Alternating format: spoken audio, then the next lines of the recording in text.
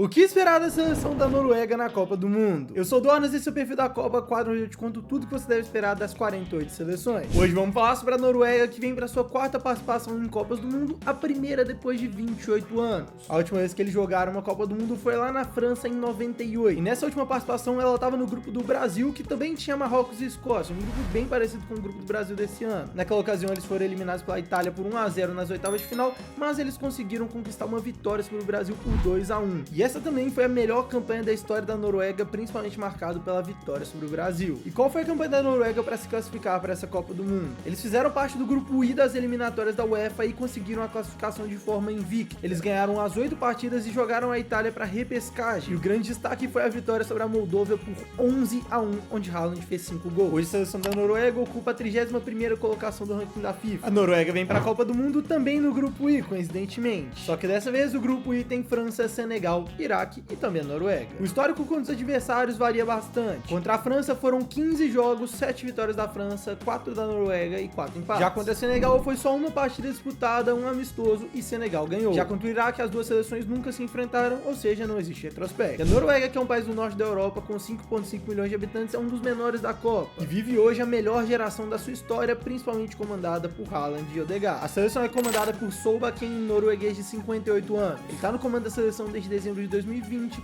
e é ex-atacante da própria seleção da Noruega. É um treinador que preza muito por intensidade física, uma pressão média alta e um jogo direto explorando bolas longas. E só antes de passar quem são os convocados dessa seleção, eu tinha que falar sobre as camisas da Noruega, que pelo amor de Deus, pra mim, tem as duas camisas mais bonitas da Copa. Primeiro essa camisa 1, trazendo a bandeira de forma absurda, pra mim ficou muito bonito, eu adorei. E a camisa 2, All Black, também muito classuda, eu gosto muito dessas camisas All Black, combinou demais. Mas pra mim nada supera essa camisa 1, a minha preferida dessa Copa. E o Solbakken já convocou seus 26 jogadores na hora que eu tô gravando esse vídeo. Vão ser 3 goleiros, o Nilan do Sevilha, Selvik do Watford e o Tangvik do Hamburgo. Na defesa, Adjer do Brentford, Jesson do Borussia, Ostigard do Genoa, Hagen do Bolonha, Wolf do Wolverhampton, Padersen do Torino, Bjorkan do Bodo Glimt, Langas do Derby County e Falkner do Viking. No meio de campo tem vários jogadores conhecidos, temos o Odegaard do Arsenal, Berge do Fulham, Antônio Nusa do Leipzig, Oscar Bob do Fulham, ele mesmo que era do Manchester City, o Auners do Benfica, Patrick Berg do Bodo Glimt, Torstvedt da Sassuolo, Torsby da Cremonese, Schelderup do Benfica, Hauge do Bodo Glimt e o Asgard do Rangers. E os 3 atacantes, Erling Haaland do Manchester City, Sorloth do Atlético de Madrid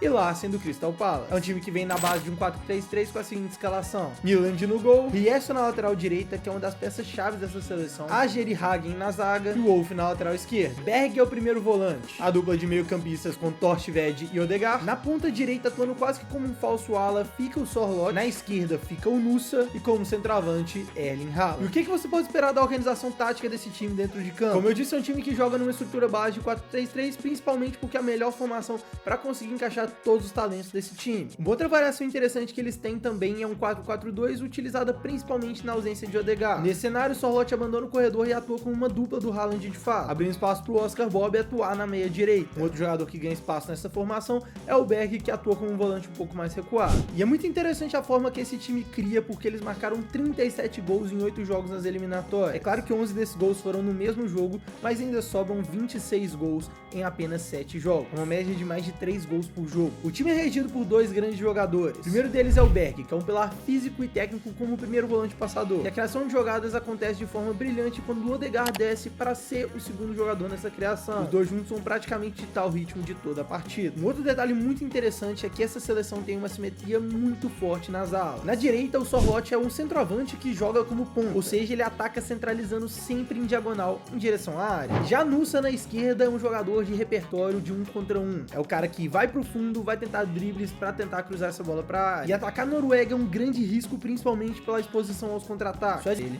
é gol na série. Mas por outro lado, é na fase defensiva que moram os maiores questionamentos da seleção da Noruega, principalmente pensando em adversários muito difíceis que eles vão ter pela frente. Sem a bola, a equipe tenta se defender fechando os espaços com um bloco médio na marcação perto da linha do meio de campo. E um detalhe que eles se beneficiam é que é uma seleção que tem uma média de altura de 1,90, ou seja, é muito provável ver os adversários conseguindo criar boas jogadas cruzando bola na área. Por outro lado, é um time que ele é extremamente vulnerável no 1 contra 1 nas laterais. Se os adversários conseguem criar situações de mano a mano isolando os laterais, a defesa noruega vai sofrer muito muito porque não consegue recuperar a tempo. Outro detalhe de extrema insegurança para essa seleção é o gol. Milan de hoje é o goleiro mais preparado, mas ainda assim não passa confiança nenhuma. Hoje ele é reserva no seu clube e não tem ritmo de jogo. Por outro lado, o que a Noruega confia muito é na qualidade individual do seu jogador. Não tem como não falar do Haaland, provavelmente o melhor centroavante do mundo. Ele é uma máquina de finalizar e resolver jogo. E já mostrou que praticamente sozinho consegue levar uma Noruega para a Copa do Mundo. Por outro lado, tem o Odegaard, que é o cara que garante que a bola chegue no Haaland. Então você tem um jogador que finaliza um absurdo e um jogador que passa, que é um absurdo. Além disso, você ainda tem o Sorloth, que fez uma temporada brilhante há 2 anos atrás. Por mais que ele não seja no melhor momento, é inegável a qualidade que ele tem e a capacidade que ele tem de fazer. Além disso, outros jogadores de extrema qualidade muito versáteis, como Rierson, Oscar Bob e o Lars. E pensando nisso tudo, como é que a Noruega deve jogar contra cada um dos seus adversários? Contra a França é um jogo que eles vão precisar de abraçar o pragmatismo e aceitar que não vão ter o controle de bola. A França tem um poder ofensivo massivo e gosta de digitar o ritmo contra as seleções de menor expressão. Aqui a Noruega vai baixar as linhas, principalmente congestionando o centro. O time vai acabar se desenhando praticamente num 4-1-4-1 com só o Haaland isolado lá na frente. O grande problema disso é que você vai dar espaço a uma das maiores qualidades da França, que é o 1 contra 1 na beirada.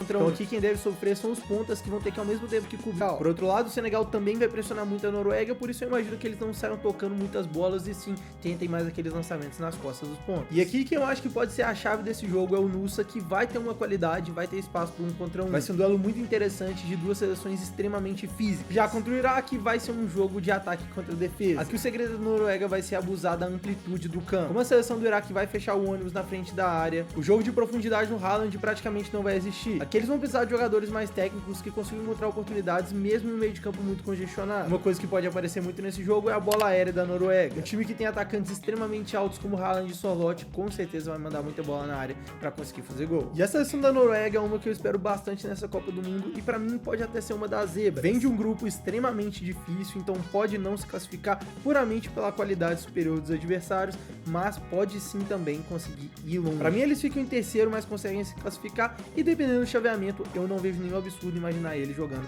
uma quartas de final. Eu acho que mais do que isso aí também já é exagero. E agora que você já sabe tudo que esperar da seleção da Noruega, não deixe de se inscrever aqui no canal e também deixar o like. Eu sou o Dornas, você tá no Caminhos pelo Mundo e tamo junto.